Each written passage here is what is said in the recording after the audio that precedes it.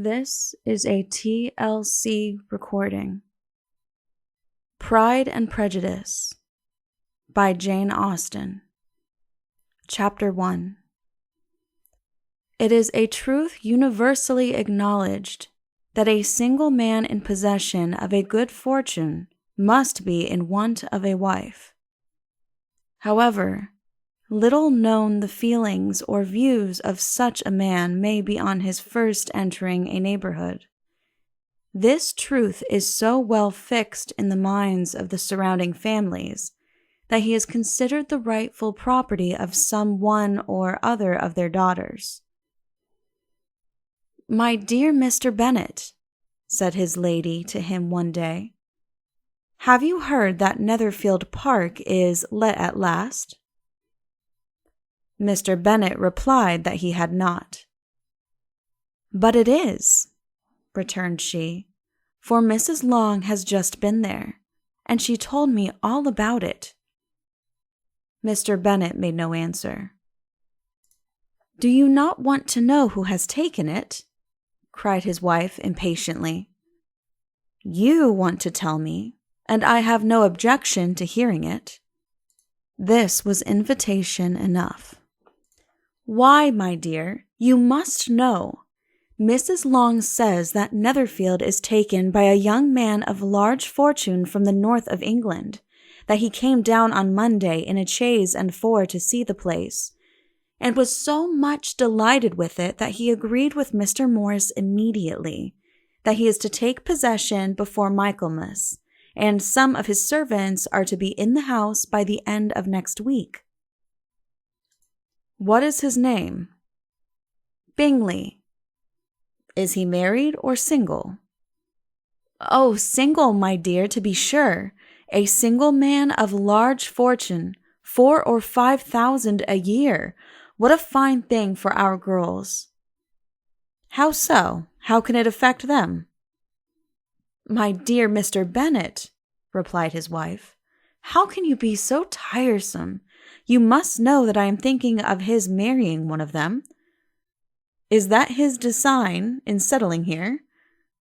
"Design? Nonsense! How can you talk so? But it is very likely that he may fall in love with one of them, and therefore you must visit him as soon as he comes." "I see no occasion for that. You and the girls may go, or you may send them by themselves, which perhaps will be still better, for as you are as handsome as any of them, Mr. Bingley may like you the best of the party." "My dear, you flatter me. I certainly have had my share of beauty, but I do not pretend to be anything extraordinary now. When a woman has 5 grown-up daughters, she ought to give over thinking of her own beauty. In such cases, a woman has not often much beauty to think of." "But, my dear, you must indeed go and see Mr. Bingley when he comes into the neighborhood." "It is more than I engage for, I assure you." "But consider your daughters. Only think what an establishment it would be for one of them.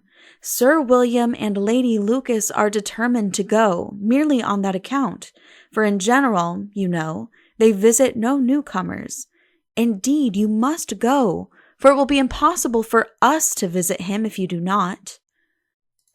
"You are over-scrupulous, surely. I dare say Mr. Bingley will be very glad to see you, and I will send a few lines by you to assure him of my hearty consent to his marrying whichever he chooses of the girls, though I must throw in a good word for my little Lizzie." "I desire you will do no such thing.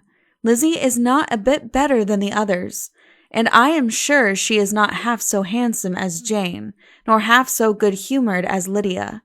But you are always giving her the preference." "They have none of them much to recommend them," replied he. "They are all silly and ignorant like other girls, but Lizzie has something more of quickness than her sisters." "Mr. Bennet, how can you abuse your own children in such a way? You take delight in vexing me. You have no compassion for my poor nerves." "You mistake me, my dear. I have a high respect for your nerves. They are my old friends. I have heard you mention them with consideration these last 20 years at least. You do not know what I suffer. But I hope you will get over it, and live to see many young men of 4,000 a year come into the neighborhood. It will be no use to us if 20 such should come, since you will not visit them.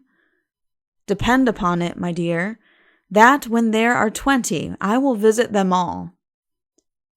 Mr. Bennet was so odd a mixture of quick parts, sarcastic humor, reserve, and caprice, that the experience of 23 years had been insufficient to make his wife understand his character. Her mind was less difficult to develop. She was a woman of mean understanding, little information, and uncertain temper. When she was discontented, she fancied herself nervous. The business of her life was to get her daughters married. Its solace was visiting and news. End of Chapter 1. Please click the link below to continue on to Chapter 2. This has been a TLC recording. Thank you for listening, and please be sure to subscribe.